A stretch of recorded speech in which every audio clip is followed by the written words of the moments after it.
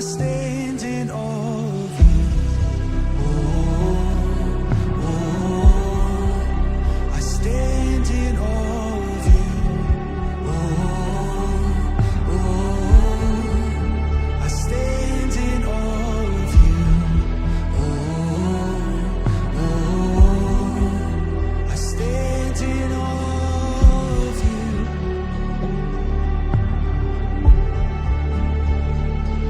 Just to adore you is our purpose. To make your name higher is our focus. When we made it complicated, realign us to stand in awe of you. Come on, sing it. Oh, I stand in awe of you.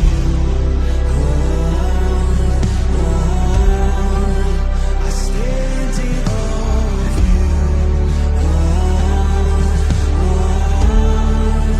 I stand in awe of you. I stand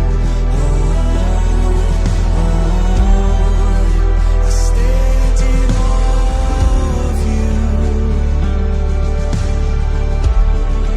Oh, I stand in awe of you. I stand in awe of you. I stand in awe of you. I stand in awe of you. Are we gonna claw?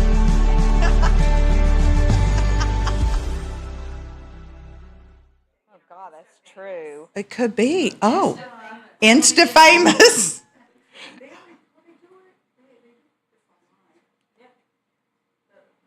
Are we live? We're live. We're live. Hi. I'm Julie McElrath, and I am the president of the Clean Cause Foundation. We support recovery housing initiatives across the country. I'm also a very grateful member of the CARES Advisory Council and have been engaged with this program for, going on 3 years now.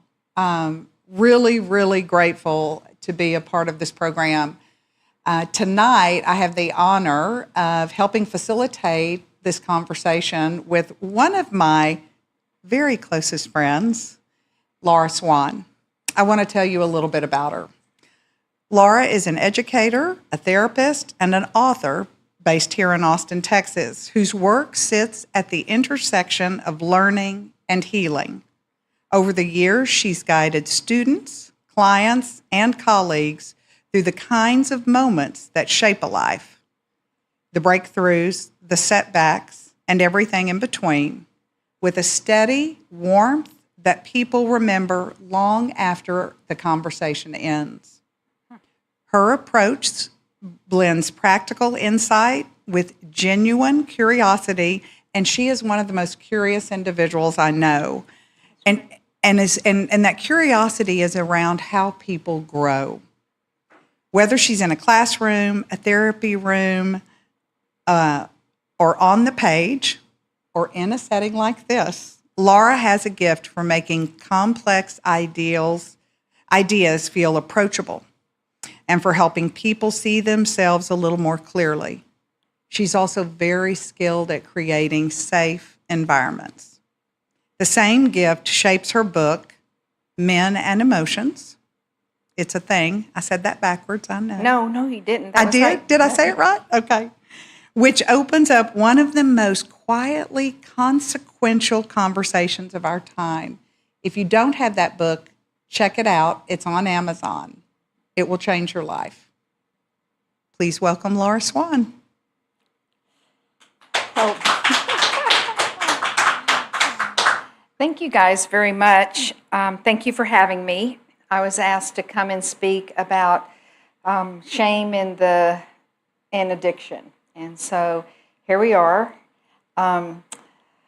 It's a hard topic to broach because there's so much information around it. And which angle you come in is can be real challenging. So we don't have a ton of time, but enough time to do a really good introduction and talk about what it is. I'm going to give you a brief rundown of kind of what the night will look like. We're going to talk about first just what shame is. We'll talk about some of the differences between shame and other feelings that we experience that maybe feel similar, but I'll give you some real distinguishing factors that will help you determine, okay, is it shame, guilt, embarrassment, what does that look like? Then we're going to talk a little bit about how shame gets formed in families. How does a child that grows up in a family, or how does a spouse or a loved one end up taking on that shame and why that happens? We'll talk about that. We're going to talk a little bit about some of the long-lasting effects of shame, and if people don't seek some type of treatment or support or healing around it, what that can do and how it presents in their adult life. Now, the last thing, we'll talk a little bit about healing.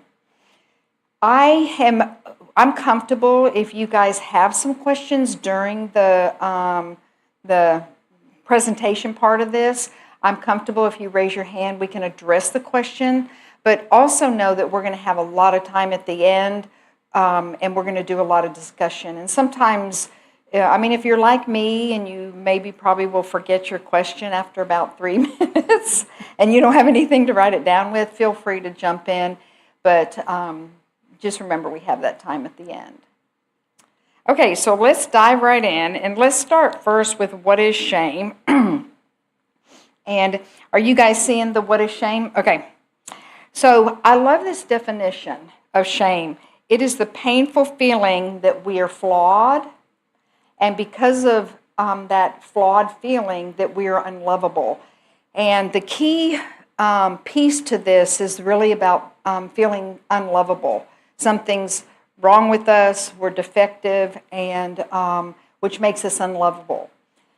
Anytime a person experiences that, there's this disconnect. And one of every human being's innate needs is to feel connected. And it's really difficult to be connected in shame. So that's the definition. Some of the quick, like you'll see a lot of things talk about, shame is about something's wrong with me. Guilt is more about I did something wrong. The big difference in that is that guilt, most of the time, shame is very secretive, and we're going to talk about all of that, how it grows and how it gets worse. But shame, most of the time, is very secretive. People don't talk about it. They don't address it, and a lot of times people don't even know what it is. It's hard to label. So guilt is a little bit more, I did something wrong, and there is a little bit more of a hopeful, feeling to that, meaning that if I did something wrong, I can make an amends. I can say I'm sorry and move past it and move forward. Shame is a lot of times has this stuck place to it, like there's not a lot of moving forward because it is about the person, right? If I did something wrong, I can make amends and move forward. But if I am wrong, if I'm a bad, flawed person, it's a hard thing to understand how I'm going to move forward from that. So that's kind of the difference between those. How is shame passed on? Shame needs 3 things to grow: silence, secrecy, and judgment. And that includes self-judgment. So judgment from others, self-judgment. Silence, secrecy, and judgment. And we know in addicted families, families who have substance use dependence, we know the 3 rules, right? Don't talk, don't feel, and don't talk, don't... What's the third one? Wait a minute, I have it right here. Next one. Don't talk, don't talk about it, don't have any feelings about it, and don't trust, the third one, the don't trust. So we know all of that's going on in families. So that silence, secrecy, and judgment is really huge when we hide that. A great analogy, and I love this, I use this quite a bit when I'm teaching, is the Petri dish analogy. If you were to take a couple Petri dishes, and in one Petri dish you're going to put shame, and you're going to close the lid on it, and maybe even wrap it up a little bit, maybe tie a rope around it. Then you're going to put it in a dark closet, and you're going to close the door. There's no light. Nobody sees it. It's in there all by itself. That shame is going to just grow out of control. You took another Petri dish, and you put shame in there, and you took it outside, and you put it in the light, and people walked by it, and they were like, oh, wow, look at that little dish down there. I wonder what that's about. I'm curious about that. I wonder if I should stop and talk about that. People are recognizing, maybe people are trying to connect. It's totally different. Shame, when it doesn't have secrecy and it doesn't have judgment, all of those things, it's really difficult for it to grow. So I think one of the things to remember in that, and we'll talk about this more towards the end, is am I holding secrets? You know, we talk about the title of this is so beautiful, you know, it's not mine to hold, right? And how do we walk away from that? What does that look like? And realizing the importance of that secrecy and silence and judgment is a big factor in that. All right, we briefly touched on this. Don't talk about it, don't have any feelings about it, and don't trust. When I talk about shame, I talk a lot about systems because a family is a system. And that system works together, hopefully, for the benefit of specific goals. And it's like any system. I mean, you can have systems in, you know, a restaurant. You can have systems in, you know, with telephones. I mean, everything really kind of has a system in how it works. Families are the same way. And when you have a substance use dependence person in there, it really throws a huge kink into that system and can cause all kinds of, you know, dysfunction in that system. So when we're operating under these rules of don't talk about it, you know, don't have any feelings, you know, don't trust anybody, it's can be a real difficult thing for people to navigate. Laura, could I ask Sure, a go question? for it. You know, what you said about the family as a system made me think about how that shame associated with addiction, how it can transfer from one family member to another, right? And you may talk about this later, so just say, you might say to me, Julie, hold on to that because a second. But, you know, what are some of the first steps a family, that system might make in beginning to break that cycle? Right, absolutely. Yeah, we're going to talk about that at the end, kind of in the healing thing. I mean, the very first step in any change, whether this is change in a family system or you're trying to change, you know, a behavior around eating, any type of behavioral change, always starts with awareness. It is key. Self-awareness is the foundation for any change. Without self-awareness, we can't change what we don't know, right?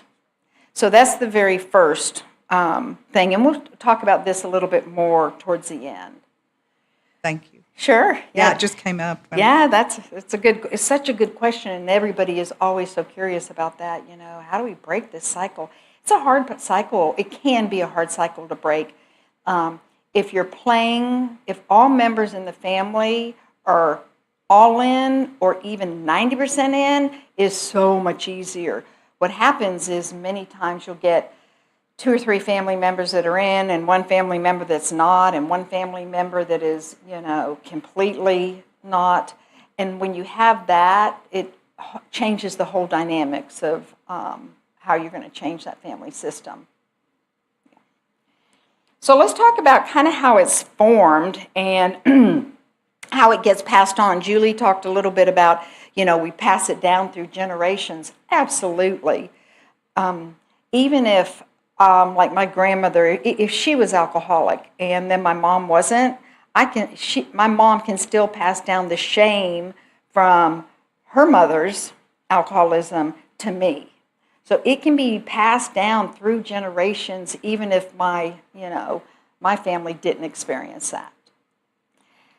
So this is kind of what happens, and I say a lot of this kind of loosely because families are very different, right? And how shame gets passed down and how it gets formed really depends on the dynamic of the family. So it's not just a blanket statement. You can say it happens this way. It really depends on what's happening within the family. But these are some pretty good generalizations that'll give you a good idea of what it looks like. So anytime we have secrecy, it causes confusion, right? And with that confusion, that most of the time leads to just making up stories, especially if you are a child trying to navigate this. An adult sometimes will have the verbiage and the words to be able to ask some questions that can give it more meaning, but a child, they does not have the sophistication of the brain. The brain is just not sophisticated enough to ask the right questions to get clarity and understand. So kids end up making up these stories about what's happening and what's going on. And many times those stories involve something's wrong with me, I'm flawed. They might get feedback. For example, I grew up in an alcoholic home. My mom was alcoholic, and her alcoholism got severe towards the end of my elementary years, into my junior high, and then way into my adulthood. And I was not allowed to ask questions or, like Julie said, I'm super curious, and even as an adult today, I'm still very curious. And as a child, I was very curious. And I would see something happening, and I saw that it didn't make sense, like I was old enough, maybe 10 or 12 or 8. I could see where 2 and 2 wasn't equal 4, but again, I didn't have the words to put to that. I couldn't name it. And many times I would ask my mom, and the answers I would get were always surrounded by something like, you don't need to ask about that, or don't ask those questions. Laura, you need to. And the story I began to make up about myself was, what's the matter with me? Why do I want to know? Why is my mom telling me X, Y, and Z, and I'm seeing LMNOP? I mean, those are not matching up. So it was really confusing for me, and the story I began to make up was really around something was wrong with me, I'm too much, I ask too many questions, I need to just be quiet and, kind of move out of the scene. So with children, just remember it's a really hard place for them to navigate because they just don't have the resources and the skills and all of the stuff that they need to be able to do that. Laura, what might, an adult in your life, what might they have said to you that would have helped you better understand that you didn't cause what was happening in your family system? It's a good question. As long as the addiction is going on in the family, they're not really going to be able to say anything that's going to help, because that's really kind of the first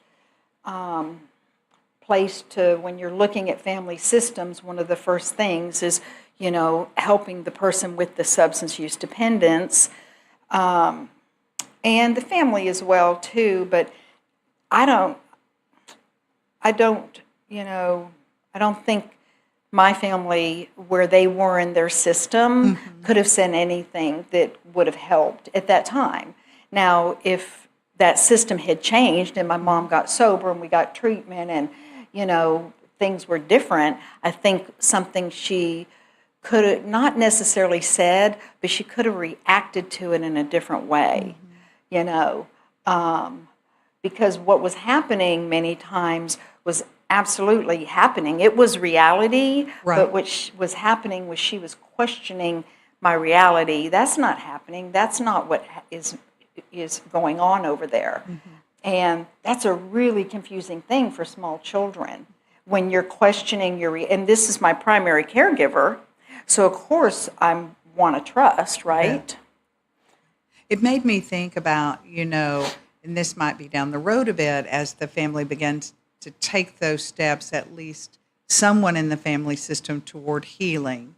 So if mom had substance use dependence and dad began to get help, is there a scenario where dad might say to a child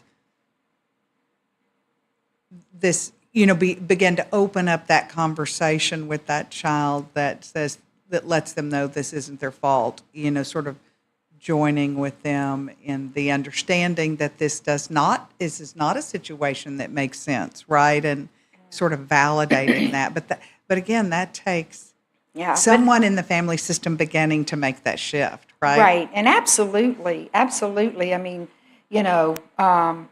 dad starts getting help. He understands what's happening.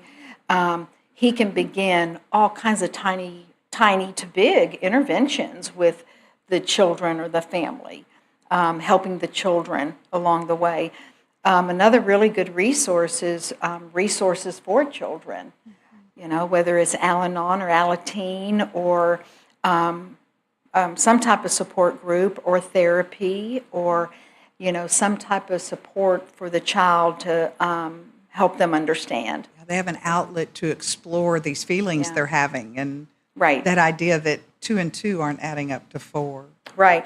And there are quite a few programs, ACA, Adult Children of Addiction. There are quite a few programs for younger kids. I know there's several treatment centers that not only offer programs like that, but also offer it as part of their treatment if the,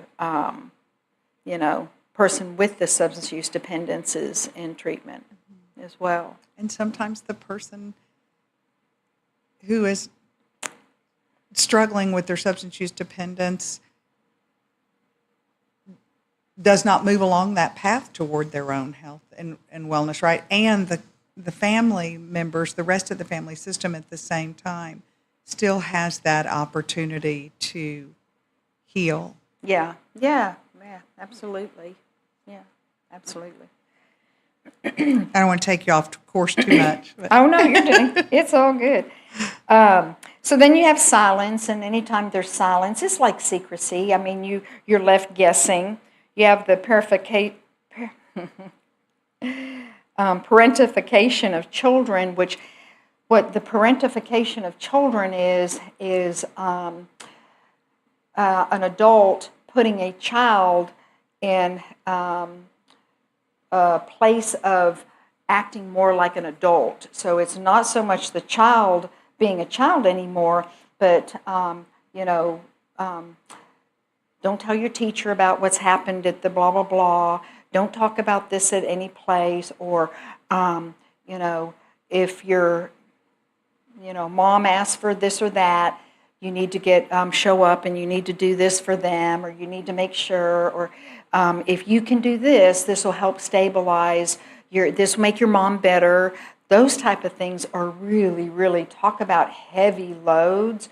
The younger the child is, the bigger that heavy load is. But at any age, asking a child to step in and take care of their sick parent at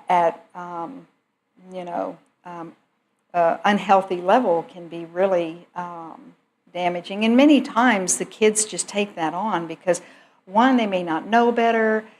Two, they want the family system to be okay, right? They're working really hard for that family system to be okay. And if my dad told me, hey, if you do this, this, and this, it's going to make your mom much better, I would have completely done that.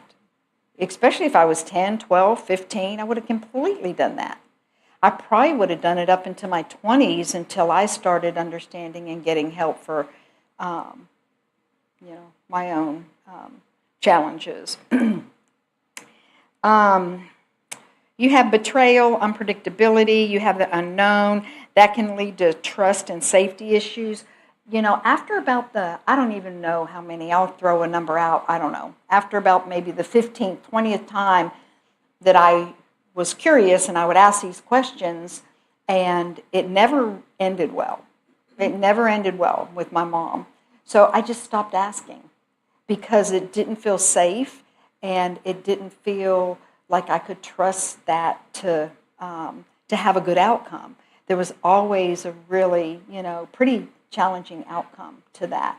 So I just kind of pulled back and just stuffed more, avoided more, didn't deal with more. All the fighting and arguing and toxic behavior. Some families, don't have this as much. Some families don't have the overt. Sometimes it's more covert. But anytime there is that unstable family system, it can be real challenging. So all of these things plus more, again, like I said earlier, this is just kind of a overview, or not an overview, it's just some of the things that really contribute to that formation of shame and get kind of leading to that place is something must be wrong with me. None of this is working and whatever, something must be wrong with me. So shame can be passed on in any flavor. It can be physically, emotionally, sexually, spiritually. Shame can be passed on to another member in the family in any way. And that can be real, when we take that on and we're carrying that, that can be very wounding for the individual.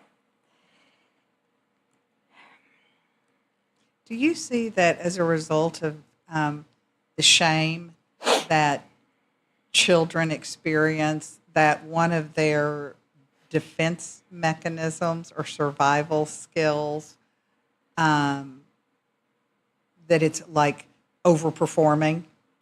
Yeah, absolutely. We're going to talk about that. Just, with adult children of alcoholics, and there's been some research that's kind of interesting, there's lots of extremes. So one of the things that ends up happening with someone who's raised in a family of addiction, they either become, and this is, again, you cannot generalize everybody's going to fall in one of these two, but more often than not, they'll fall in overachieving or underachieving.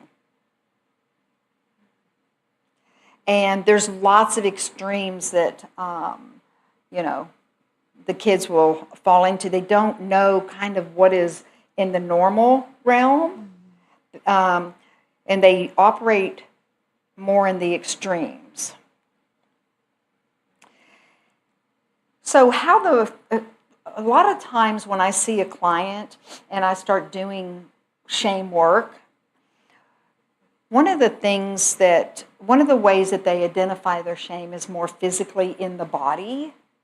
They can't name it. They can't put a feeling word on it. Even if I give them a feeling chart, sometimes that's really difficult for them.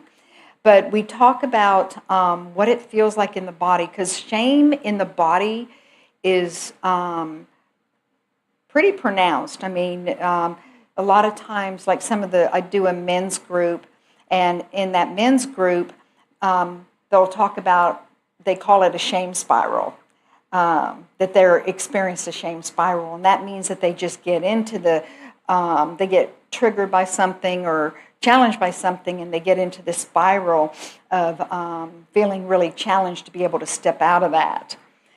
Yeah, so in the body, it's usually a pretty significant feeling, this feeling of heaviness, of being hot or warm, like your body might have this sensation of just, feeling very warm. And it may come on really suddenly. All of a sudden, you just feel this, and you feel a little emotion connected to it.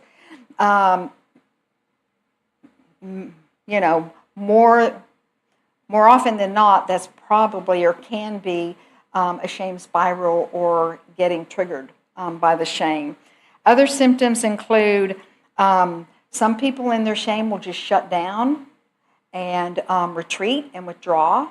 Other people act out. I call it kind of some will bow up and some will shrink. And it really depends on the person's personality. Sometimes people will do both of those in different situations depending on what the situation is. Tight throat, chest hurts, stomach in knots, queasiness, detached from the body is another symptom or another characteristic of what shame can feel like. Anxious and restless. So in the body, a lot's going on, and many times over years and years of carrying shame, people are kind of disconnected from this. Sometimes I'll have a client come in and they can really understand their shame through these symptoms. Other times it takes, months and months to get them in touch with their shame and know that they are safe in doing so. Let's go back. Okay. So long-lasting effects. There's so many of these. I don't know how many on here, maybe 12. There's so many long-lasting effects if, the effects of addiction are not treated and addressed. There are so many long-lasting things that can interfere with a person's adult life. There's chronic self-doubt. I see this a lot in clients, and I see this just constant questioning themselves. But think about it. Think about the example that I gave you about, my mom's saying A, B, and C, and I'm seeing LMNOP, right? The questioning started way young, right? That questioning started when I was, whenever I was, 8 or 9 years old. That questioning doesn't start as an adult. That self-doubt started at a very young age as a child. Not good enough. That's probably when I work with clients in recovery from their substance use, that's probably the number one thing that clients come in and talk about is this not feeling good enough. Many clients that have substance use dependence have at least one family member one parent that had substance use. Not all, but it's not uncommon for sure. Over or under functioning, being out of balance, boundary struggles. I don't know that I've ever worked with someone who had really healthy boundaries because you just don't know, right? You don't know what you don't know. And I remember the first time that I was in my 20s and I sought out counseling because I was experiencing a lot of this that we're talking about. I sought counseling, and I remember the counselor saying to me, "Laura, maybe you should consider going to an AA, an Al-Anon, an ACA meeting." And I remember thinking, no, not really. I just need all these people in my life to be better. And if all these people would get their stuff together, I would be okay. And I really remember thinking that. And I just had no idea about my mom's alcoholism and about our family system. And it took a number of years for me to really get a much deeper understanding and to see the impact it had on my life. Another symptom, I see this a lot, is the attraction to what is familiar, going back to kind of some of these dysfunctional patterns. And we could spend an entire evening talking about that because there's a lot of psychology in why why a person will go back to these dysfunctional patterns. You hear people say, yeah, I was raised in an alcoholic family and now I'm dating the alcoholic and now I, have a husband who's alcoholic and now, yeah, there's some really good reasons why that happens. Don't have a lot of time tonight to go into it, but it's there. Internal critical voice, concern or constant attempts to manage how others see you, right? You're constantly wanting to, make sure that somebody doesn't see the shame. One of the things with shames too, another one of the physical symptoms is don't see me. You don't want people to see you. You only want them to see you in a certain way. When you're carrying shame, the last thing you want anybody to do, be able to see through you and see that shame. That is really, really uncomfortable. How vulnerable. Oh gosh, you can't really. A 12 out of 10. Yeah. 15 out of 10. Yeah, it is. It's incredibly vulnerable, especially when you have like a zero lack of awareness of what's happening. If you have some awareness, anytime we have awareness, self-awareness is key. If we have some self-awareness, we then have the ability to step in and have that look a little bit different, or sometimes a lot different with that self-awareness, depending on how deep your self-awareness is. You have barriers to intimacy, all kinds of problems around relationships, living in survival mode versus authenticity, the chameleon syndrome, and that is just like, whatever you need me to be, I'll be. And the reason for that really is, at the end of the day, this is really about a loss of self. God intended a person or your higher maker, your higher power, your creator, intended for you to be this beautiful person, right? And with all of this stuff that we just talked about, that's kind of hard to be, right? I mean, how authentic can you be in any of these things? It's not uncommon when a person comes in that we spend time just reclaiming their authenticity, reclaiming who they are. Can I pause you for a minute? Yeah. That phrase feels so beautiful, reclaiming your authenticity. It feels empowering. Yeah, absolutely, because it truly is. I mean, and that's what's so beautiful is because that gift is there for anybody. It's not okay, you get it, you don't.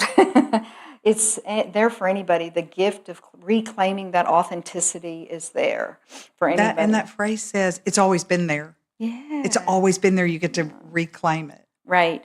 And sometimes, if you grew up in an alcoholic family and you're 2 years old or what, you probably don't have a lot of awareness around your authenticity. You get into adulthood and you're still doing the chameleon thing and don't see me and hi, all these things.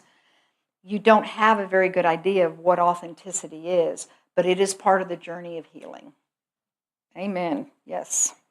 All right, let's talk about healing, and then we're going to jump into some questions. So I've talked about awareness. It's huge. Name it to tame it. I want to talk about one thing around that. And I have clients that have had this experience, and I've learned over time.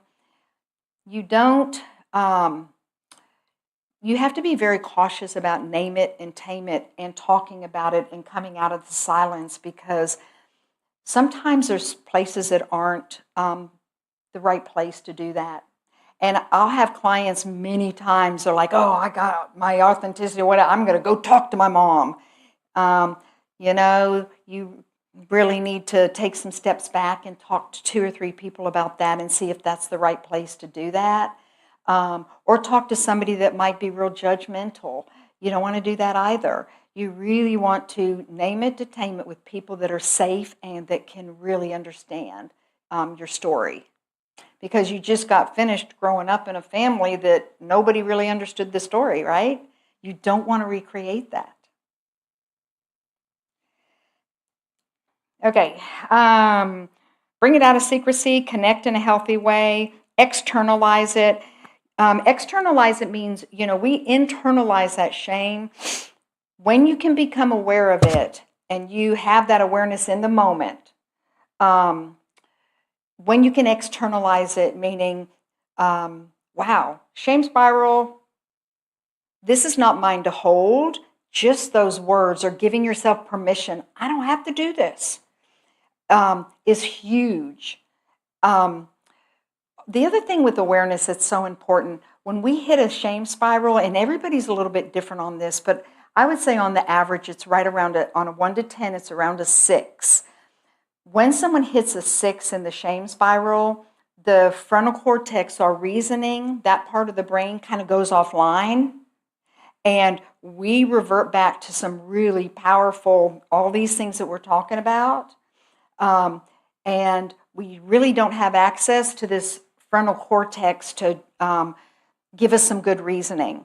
Awareness helps with that tremendously, because as we get more aware, we can pump the brakes and make sure the part of the brain, the prefrontal cortex, stays online so we can react in the way that we want to.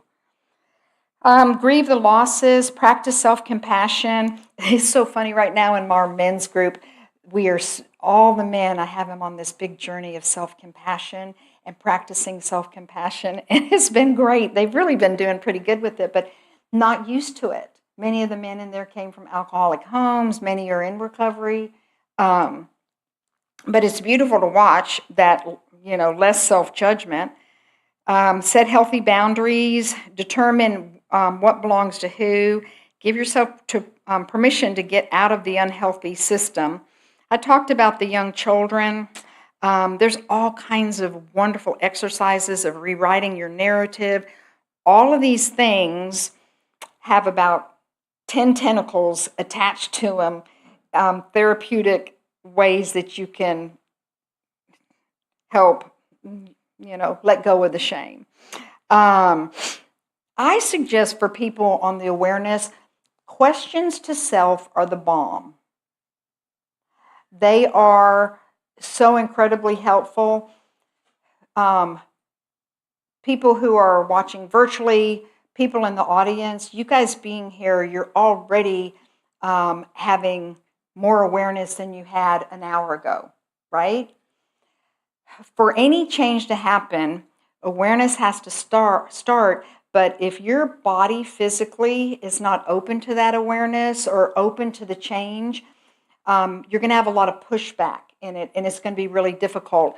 So I always suggest with my clients, not always, most of the time. I mean, some people come in very, very open, but most people come in very timid. And so we start with some opening exercises, and all that looks like is asking questions. I wonder if I, have to carry the shame all my life. I wonder what this looks like. What would it look like if, and you're not going for answers here. You're going for your body to open up. You're just going for your mind and your physical body to be more open to the possibility of change.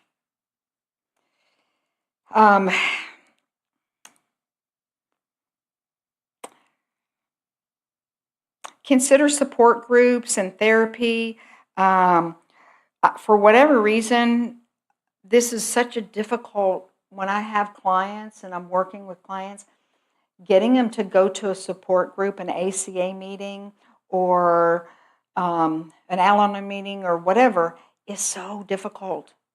So going to that first meeting, once people kind of go a couple times, if they hit the right meeting, it does seem to be easier. But I mean, I can relate to that. The first ACA meeting I ever went to, I went and I drove around the parking lot and left. I thought, oh, that's not happening. The second time I went inside and I saw this circle, and it was all women's meeting, and I saw the circle and I was like, no. And I left. And the third time I went, I finally sat down and ACA changed my life. I mean, it was a huge part of my healing process. And then I said, read to help to understand. I'm telling you, when I started the process of healing from my mom's alcoholism, I became this voracious reader. Any book I could, I would pick up and I'd read. I went and saw Claudia Black. I went and saw Terry Kellogg and John Bradshaw. You can tell I've been doing this a while because those guys are old. There's new authors, but back then in the 80s, it was pioneer, and it was just they had some great support and great help. Shame, what kills shame the most? Connection, empathy, and speaking about it. Those three things are, finding that safe place, having empathy for yourself, having empathy for others. And then each topic, healing strategy, tidbit of information that we discussed today is a beautiful beginning and is essential for the overall process. It's important to know that healing is both knowledge, which is our head, and our heart. And the heart, many times people start healing with the head, and that's important. We have to, again, that's awareness, but for true healing to really happen, there has to be an emotional component to that. And that looks different for different people. But it is an important piece to remember that that's a part of the journey. And then releasing shame is not betrayal, it's a transformation. Many people, the pushback a lot of people get is because they feel like they're going to betray. It took me a long time to talk openly about my family's addiction.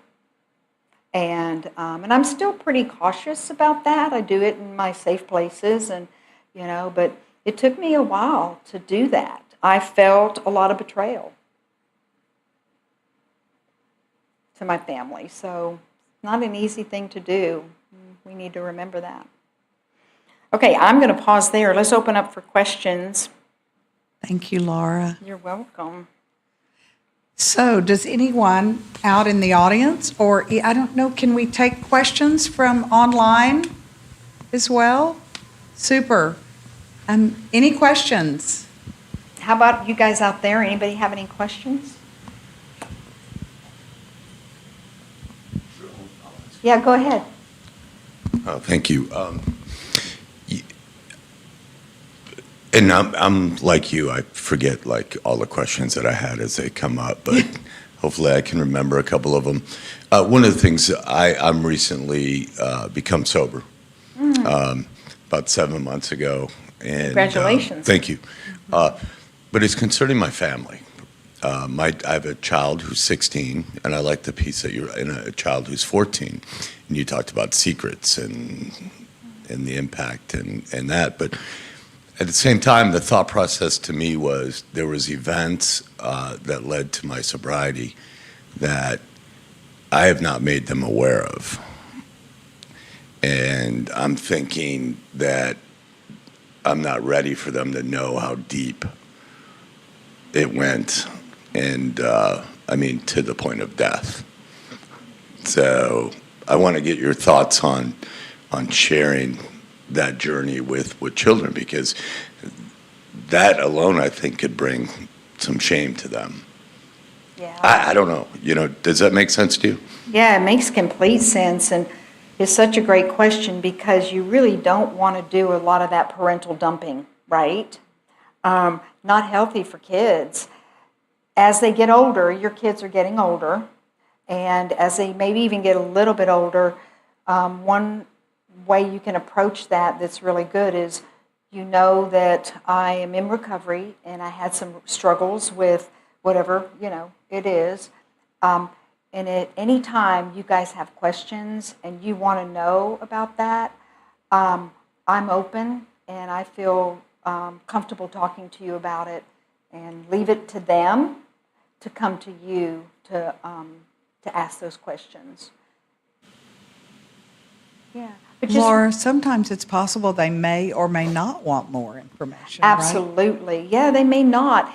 And you don't, yeah, there are times that it is better. Your 14-year-old doesn't need to know a lot of those details right now. Just doesn't need to know. I think the other piece that kind of struck me along the same chord was that there were other events that they witnessed that not proud moments, right? These things happen,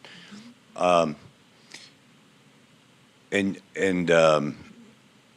I guess to try as a parent to put a little bit of, hey, this isn't to be shared.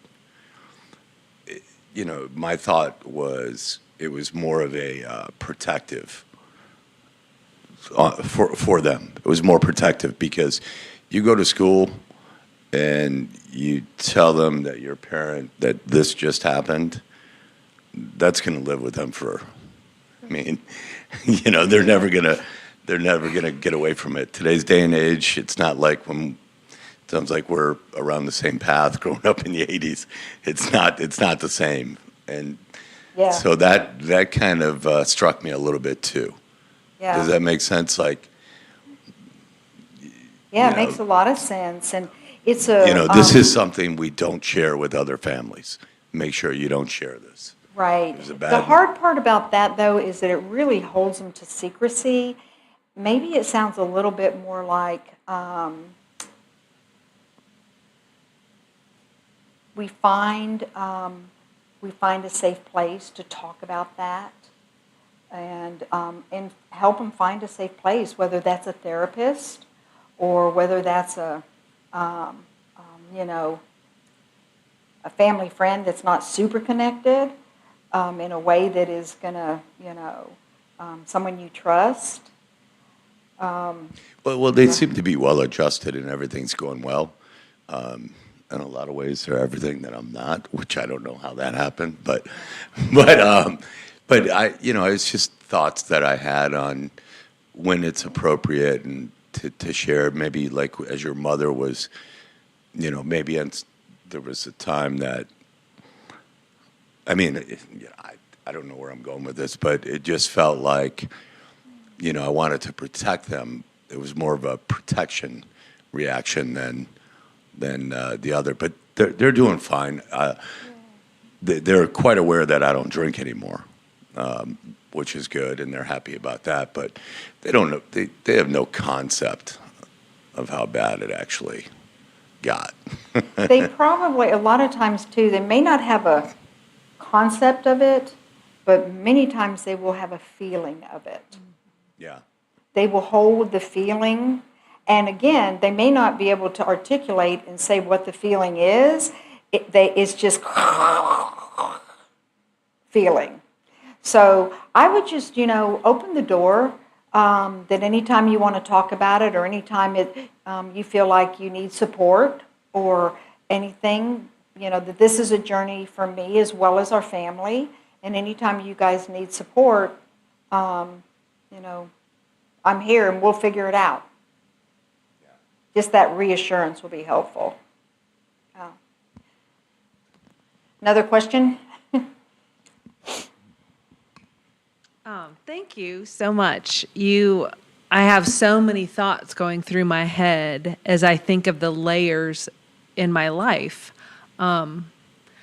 Growing up with a dad who would not say he's an alcoholic, but I grew up with all these long-term effects, and I know. And seeing I became an overachiever and my sister the underachiever, and wanting to have conversation, not necessarily with my dad about it, but maybe my sister. And then I look at generational. When my mom passed 16 years ago, I went to the bottle, and I'm now 13 years sober because it became a problem. Wow, my kids are 27 and 29.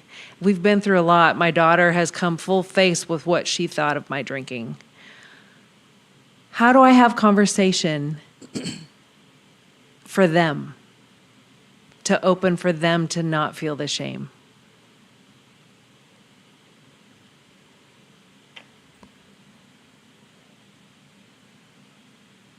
That's It it's took it's me a good- long time to realize that my journey was mine and that theirs is theirs Yeah. and that their feelings are what they went through.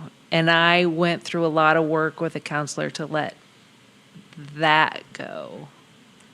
Yeah, I would go more in the direction of kind of like we talked about just a minute ago of anytime you need support. I am open to talk about that, but if you'd like to seek out a counselor or, get more support in any other way, I'm happy to help you. But again, and reiterate your trust in them. I realize this is your journey, and, you're going to figure out what's best for you. Just know I'm here to help, you in any way that I can. That goes a long way. It goes a really long way. And you also step out of it. And you need to, as a parent with children that old, you need to step out of it and let them kind of navigate their journey. It's hard. Mama bear really shows up. I know. I'm working on it. I got a mama bear too. So when you talk about families maybe shining the light on everything and are there steps like families can take to kind of foster better communication? Yeah, or is it always going outside of the family to talk about it? Can it be done yeah. within the family? It's such a great question, Russ. And one of the first things I tell my students when I teach the SUD class, first thing I'll say, okay, if you guys don't like messy, then this is not the field for you, because this is messy. And people want to know 1, 2, 3, and then check the box. And then substance use dependence is a real challenging, thing to deal with, and it's messy a lot of the time. And I think it's more about getting a little more comfortable, maybe a lot more comfortable with messy, and know if you're committed to stay in the process and continue to walk forward, that goes a long way with your kids. I may not always get it right. I may get it wrong sometimes. Please tell me if I'm, overstepping boundaries. But, definitely, definitely kind of that stepping back and just kind of, taking an overview of it is helpful. Does that answer your question? Yeah, I think so. I was just thinking along the lines of, what families can do maybe to try to foster conversation about maybe what has gone on or what has, Yeah. and- I would ask the kids, do you want to have conversation around it? You sure don't want to try to foster these conversations and you've got no, I don't want to do that. I know you want me to heal and you want me to do it this way, but I don't want to do that. So I would ask the kids, what is so important that you're invested in their well-being, not your well-being for them to get better. And that's a hard thing as a parent, everybody's going to heal, and the more that we're able to kind of pull away, the more space they have to come forward. I think sometimes too, a couple of things are bubbling up for me. Some of it depends on the age of the child. Absolutely, yeah. And I think that sometimes our actions as parents speak louder than our words. So sometimes it might look like, it may not look like an in-depth conversation. It may look like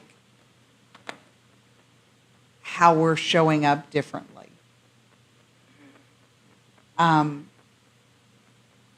My own self-disclosure as a mother of 2 adult children in long-term recovery and having substance dependency on both sides of my family, I noticed that when our family began to go through the healing process, and I was looking at my place in the family, in our family system, that the way I was showing up had more impact than the words I said for some time. After a while, when trust was built, a greater level of trust because of my actions, then I think we were able to, and my kids were in their 20s when we began our process, we were able to better heal because they needed me, even in their 20s, they needed to see me doing the things. Yeah, that's such a great, modeling. 90% of what kids pick up on and take into their adulthood is from modeling.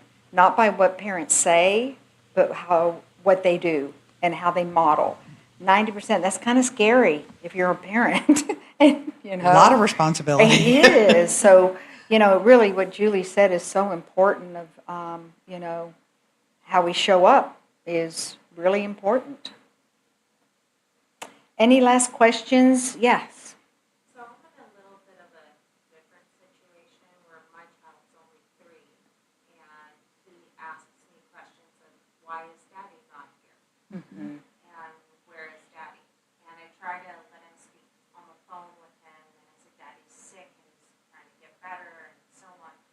Okay, Daddy, so when you get better, you're going to come back, right? But you can't promise that they're going to get better.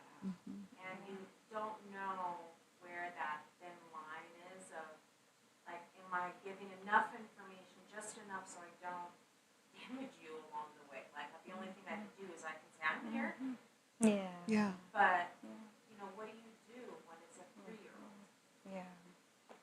Yeah, that's a really difficult question, and I would do your best, learn more, do exactly what you're doing, but maybe even sometimes when we can let go of the outcome that we hold so tightly to, I hear parents say a lot, oh, and I don't want to mess them up, or I don't want to do this. End of the day, you're a parent, you're going to do something. It's just going to happen. I don't care who you are. You're just, if you're a parent, you're going to, do some things that you wish you had a mulligan or a do-over for. So 3's hard, but it sounds like, honestly, Audrey, you're doing a good job with just navigating it the best you can. It's a hard situation, right? Is there, again, it's messy. Is there a one-word answer that just, this will work, do it this way? No. There are some books. There's some really good books out now around for children that you could look into. Yeah, for sure. All right, any last questions? Well, Laura, thank you so much for being here this evening. So many takeaways. The one that just keeps sticking with me is reclaiming your authenticity. And I think, even what we were just speaking to and about, I think if we can sit in that place of our own authenticity and it feels like a stronghold of like, I'm doing the best I can with the tools I have now, and it won't ever be perfect. That can carry us forward.